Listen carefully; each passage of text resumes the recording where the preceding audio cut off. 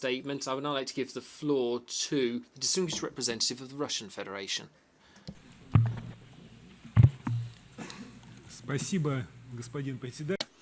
Thank you, Chairman, ladies and gentlemen. I would like to underscore that we fully support the wish of all states to get down to our substantive discussions as quickly as possible. That's why we've all come here.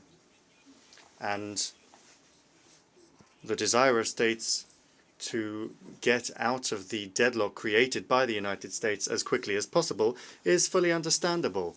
Here we've heard the opinion from a number of states saying that it's necessary to consider the subject of visas within the Committee on Relations with the host country.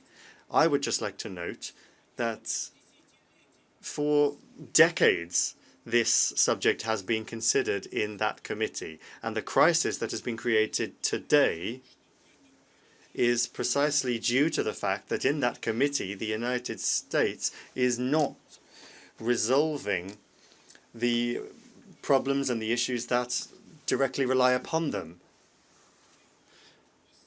They are taking advantage of the fact that their most glaring lack of respect for their obligations are being kept in that committee and are sitting and staying in that committee for decades without any action being taken.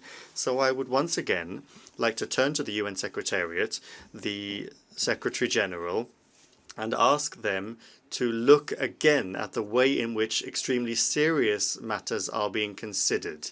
Because as we can see, these matters are now blocking the substantive work of the first committee, one of the most important committees which is called upon to resolve matters of global security.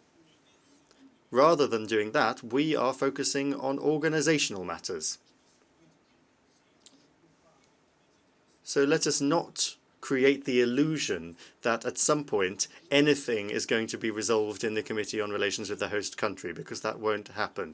The United States simply needs to return to respecting and complying with its obligations before us and the organization, and if they aren't able to do so, let them say so precisely and clearly, and in that case we can look at when and where we would be able to meet without any hindrance or problems so that we can resolve these pressing contemporary problems. Thank you for your attention.